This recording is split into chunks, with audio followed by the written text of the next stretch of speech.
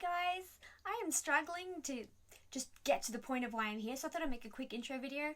Hi, my name is Samantha Munt, or author S.K Munt. I am a self-published novelist from Australia.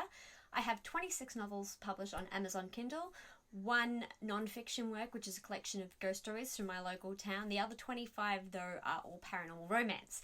But when I say paranormal romance, I don't really go towards the witches and the vampires and the werewolves. I'm more of a mythology person, so all of my stories are based on mermaids, angels and demons, muses and sirens so far. Oh, and one zombie apocalypse series, which is actually more of a dark comedy than anything else. The reason why I'm here is because when I first started dating my husband 10 years ago, he told me that he hadn't actually read a book since he'd finished the Goosebumps series in like grade 4, and as much as those books rocks, I was a bit devastated, thinking, how can I, marry a non-reader?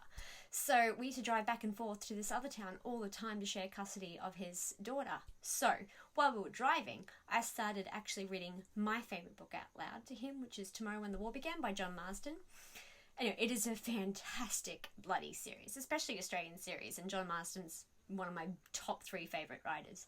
But what was great about it was it got Jamie totally hooked on reading. If you see behind me, I'm in my office right now.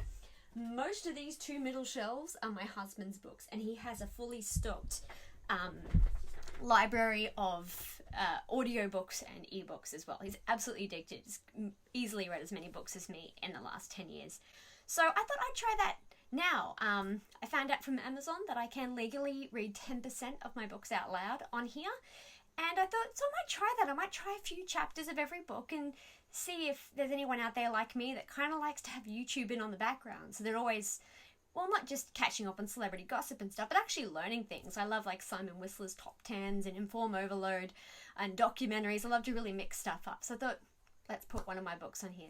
So that's what I'm here to do. I'm hoping that if I can read a few chapters out loud, I might do for someone out there what I did for my husband all those years ago and get them reading something they didn't expect to find themselves reading. Now, this is the point where I have to make 2 disclaimers. Firstly, this is an adult series. Nothing I'll be reading out loud on YouTube will be inappropriate, because by the time I get to the 10% of this book that I'm actually allowed to give away for free outside of Amazon Kindle, my character's still quite young, so nothing bad happens at that point, but all of my adult titles do involve sex scenes and violence and foul language. It's not for gratuitous purposes. I just like to try to keep things very realistic as to how people will talk. So if you are under 18, this is not a good site for you to be listening to. By all means, come back if you're a voracious reader when you are 18. Come on back. I would love to see you. For the time being, check out my young adult titles. Secondly, I was an agnostic when I started writing this. I am an atheist now. I don't know if quitting smoking last May made me more evil, but I did definitely end up having this crisis of faith, and that does come through in the writing. Now, that's not to say that this is an atheist or sacrilegious writing. I don't think.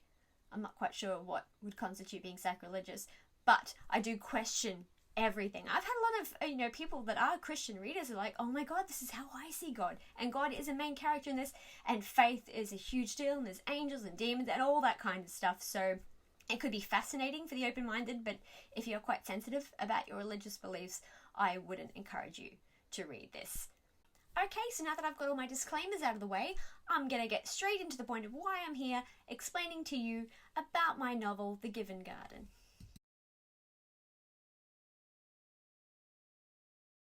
This series is actually really complicated to try and break down, especially without giving any plot points away. So what I'll just do is read the synopsis out loud from the Amazon page so you get a bit of an idea of what it's about. Now, I actually have a fairly strong background in theatre and would usually consider myself to be quite the actress, but this is my own stuff, and I am Australian, so I would probably not be acting my butt off the way I usually would. My husband's like, you gotta do voices. I'm like, I would die. I can't do voice. I actually don't even like it when audiobooks properly do voices. So I'm just going to do me, how it sounds in my head, and I hope that's cool. The Given Garden. They told us that this new world was perfect. They told us that we were all equal under the eyes of the only God. They told me that I was nothing. They swear that I can trust them. I don't.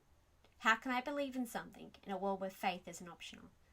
The Given Garden is book 1 in the Eden Chronicles, and is set 600 years after Armageddon, where utopia is the goal, but chaos as a result. Larkin had no choice but to be an illegal third-born child. So does that mean that she should give her life to the crown and penance? And if so, can she trust that she will find a friend in Prince Cohen Barachiel and not a Nephilim master? The kingdom is in his family's hands, her life is in his, the clock is ticking until God's return, and a Satan is watching, waiting for her moment to strike back. So that's the synopsis. A few bits from people's reviews.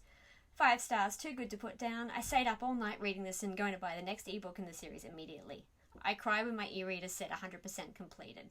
The hell, I was not done finding out what happens in this world of beautifully created characters and the world in which they live. Oh, she's so nice. Larkin and Cohen have been friends since they were 5. When they turn 13, their world changes forever. This is a story of how strong a young girl has to be to fulfill her dreams of freedom.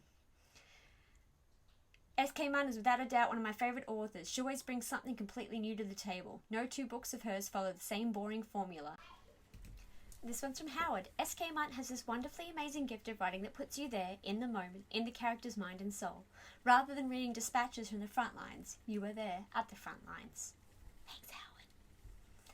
And one final one, Cheryl wrote, 5 stars, the story is beyond extraordinary. It's a remarkable, unique and fascinating fantasy that displays an unbelievable imagination on the part of the author. The detail is stunning and the beliefs of the characters are unusual and inconceivable.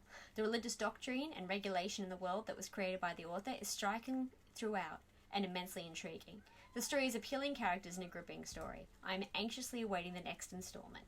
So that's what some of the reviewers have said. I'm going to go get a little bit more comfortable, which is basically that. Okay, good, yeah, I'm ready to read now. As it's like 25 degrees in Queensland, which is probably summer for most of the world, but for us it's very, very cold. But that's fine, because I love reading in cold weather. I've got my hot chocolate, and I got my jammies out of the roof yesterday and washed them, so they smell fantastic. And I am ready to read, so hopefully see you on the other side. Mwah!